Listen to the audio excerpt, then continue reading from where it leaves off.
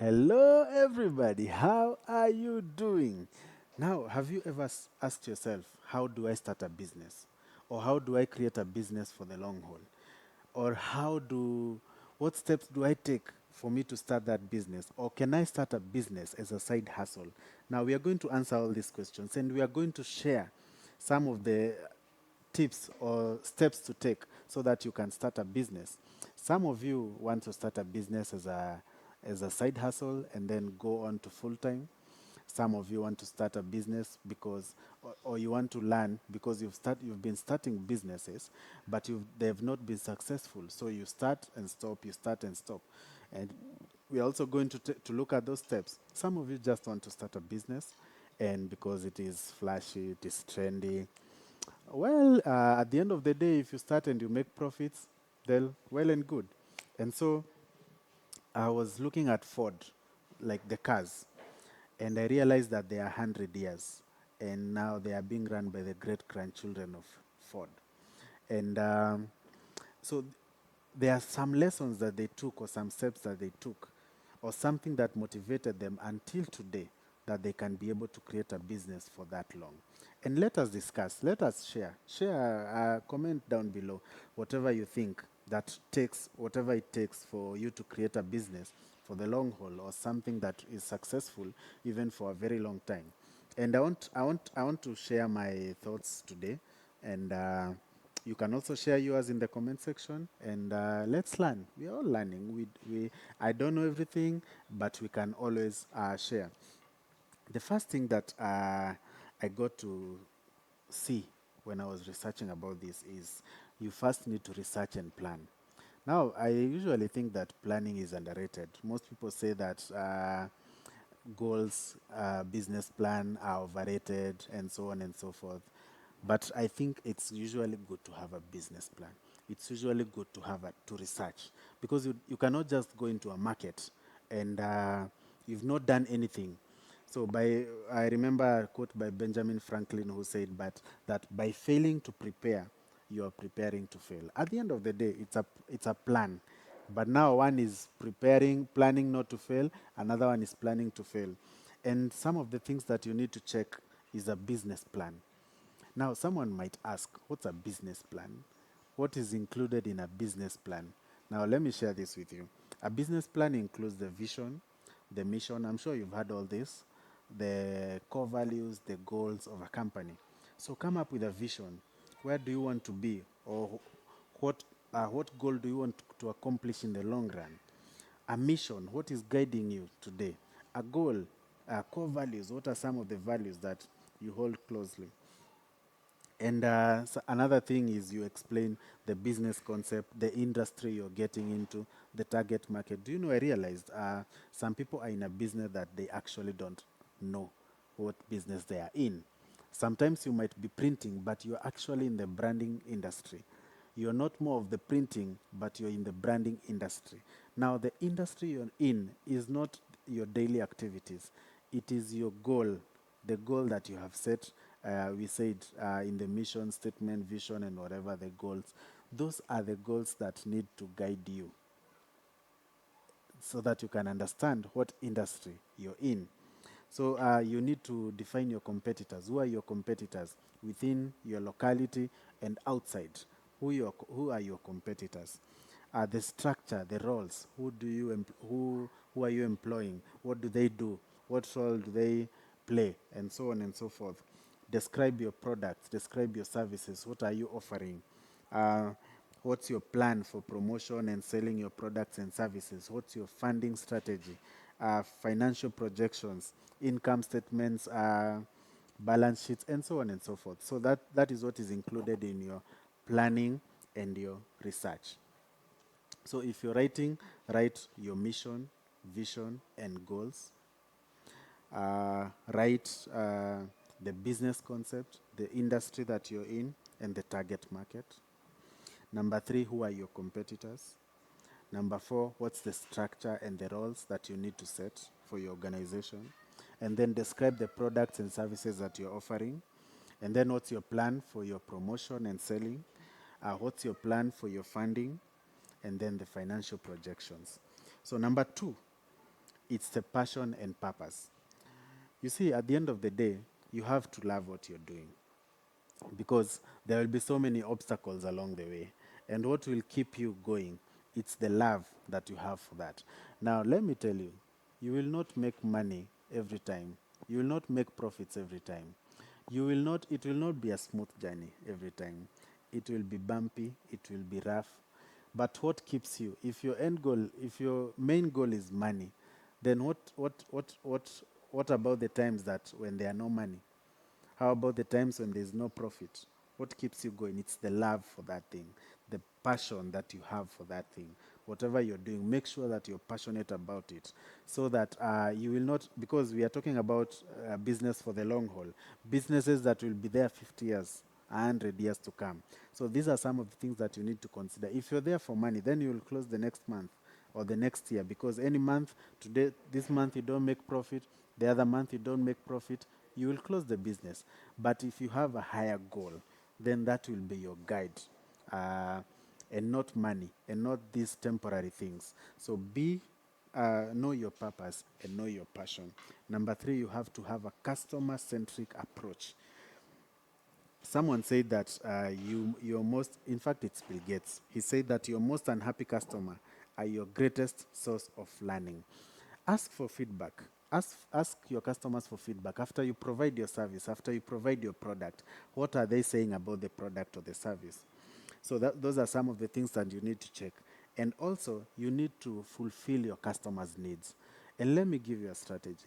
For you to fulfill your customers' needs, you must fulfill your customers' wants. Because most customers, they don't know what they need, but they know what they want.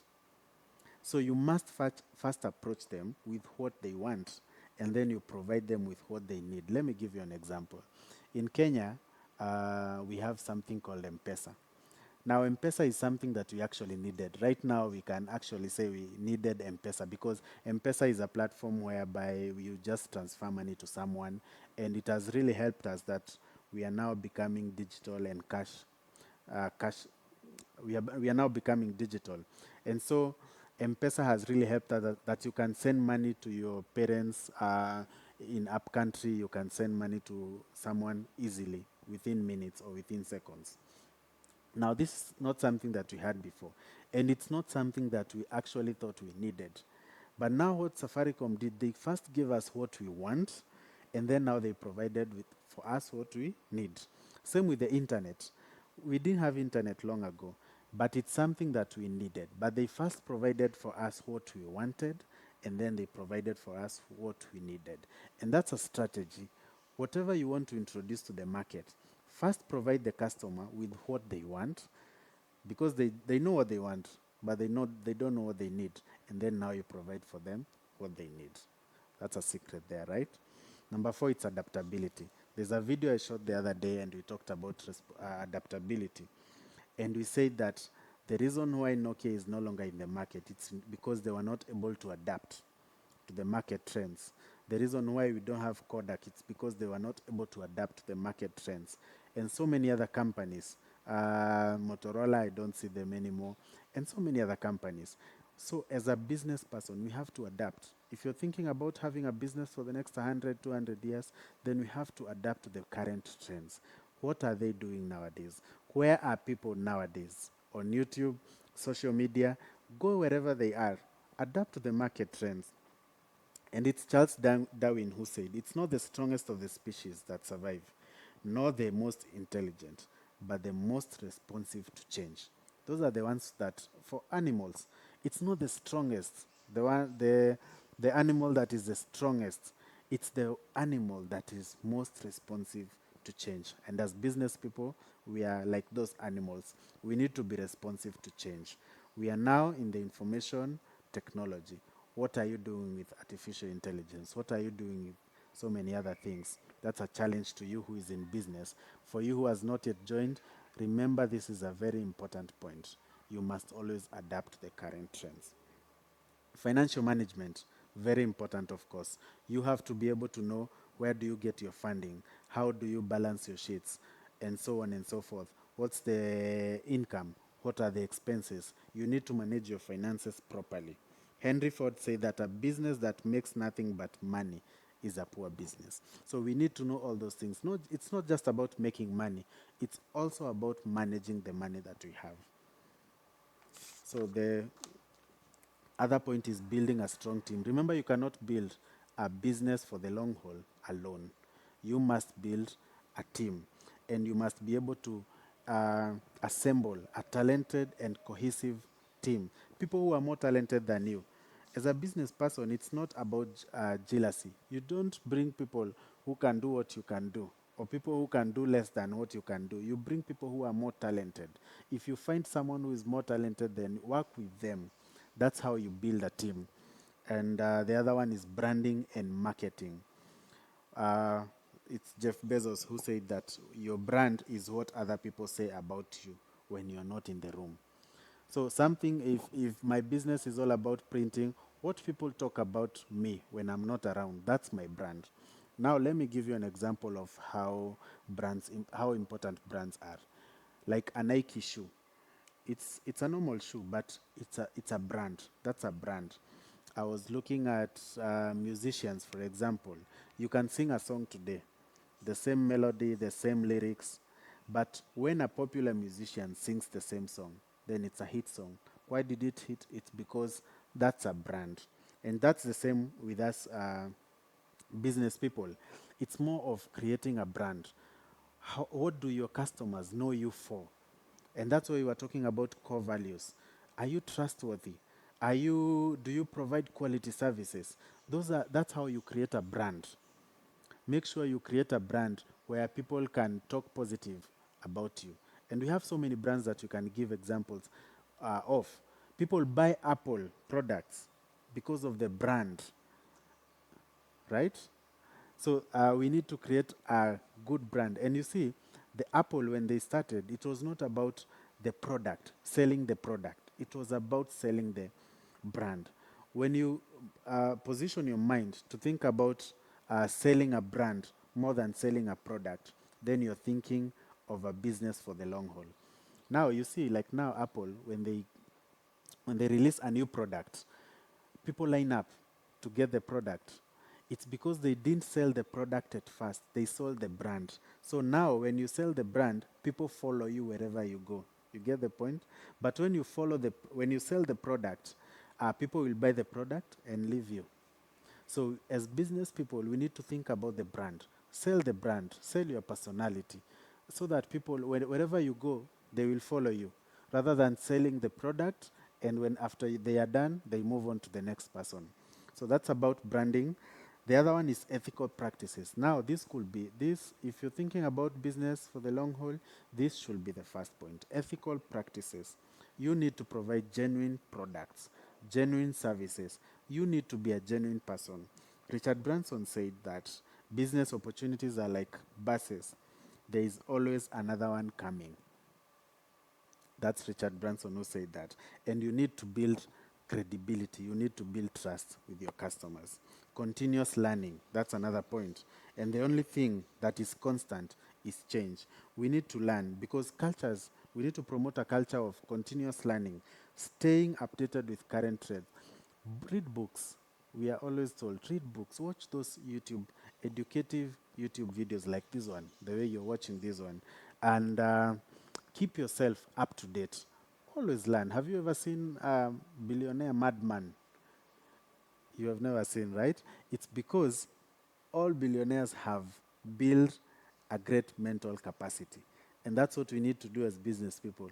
Build a great mental capacity so that you can be able to continue with the trends, the industry trends. You can even be the pacemaker because you're always ahead, you're always reading, you're always referring to other industries, you're always researching.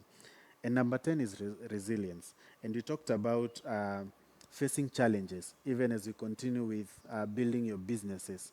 You will face challenges, but you must be resilient. Vince Lombardi said that it is not whether you get knocked, it's whether you get up. And business is all about getting up. You will always get knocked. It will always be a bumpy road. The road will always be tough. But it is those who get up that succeed. And so today, it's a challenge to you as a businessman.